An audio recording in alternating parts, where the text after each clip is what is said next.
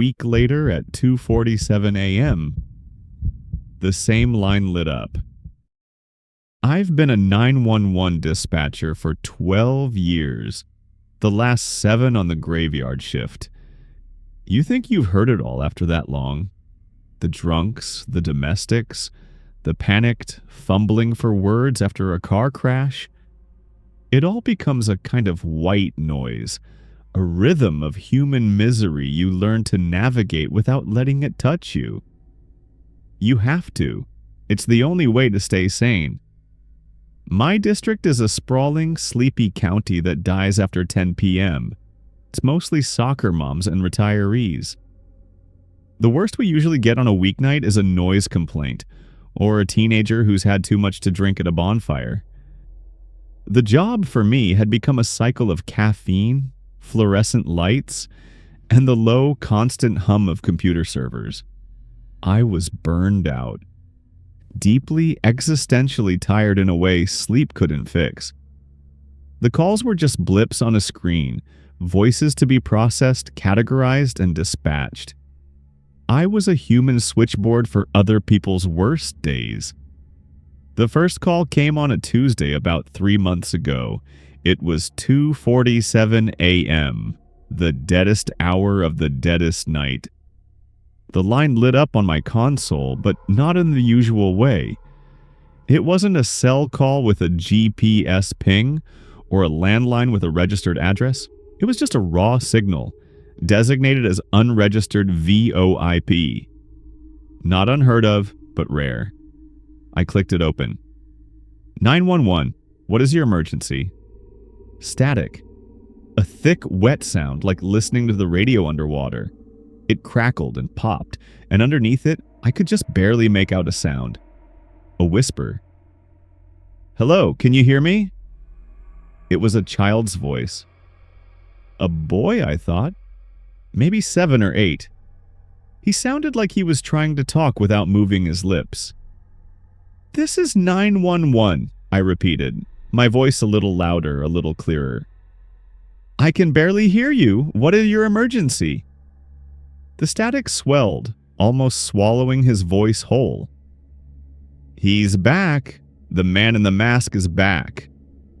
A chill, cold and sharp, went down my spine. It was a professional chill, the one that tells you this is real.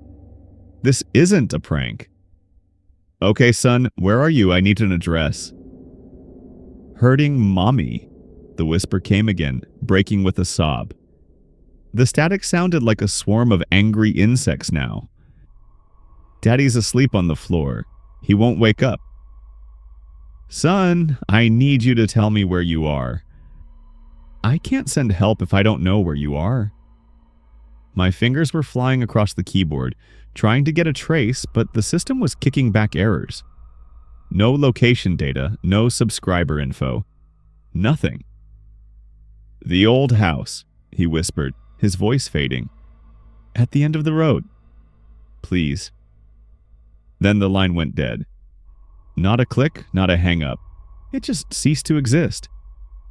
One moment it was there, a line of static and terror, and the next it was just a dead channel. Even without an address, the old house at the end of the road was enough. Out on the western edge of the county, there's a long, unpaved road that just sort of peters out into the woods. And at the end of it, there's one house. A big, derelict Victorian thing that's been empty for as long as anyone can remember. It was a local legend, the kind of place kids dared each other to spend a night in. I dispatched a patrol car, my senior officer, a guy who's been on the force since before I was born, came back over the radio about 15 minutes later. His voice was flat, laced with the kind of annoyance reserved for rookies and time wasters.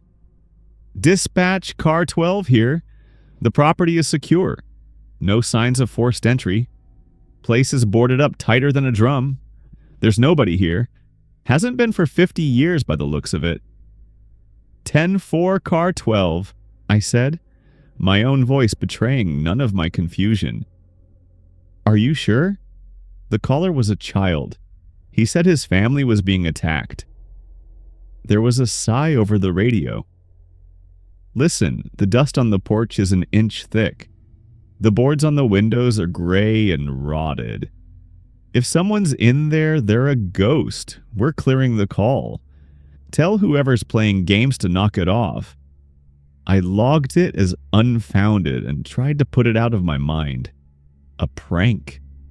A sophisticated one, maybe, using some kind of voice changer and a VoIP spoofer. Kids these days. I was too tired to care. A week later at 2:47 a.m., the same line lit up.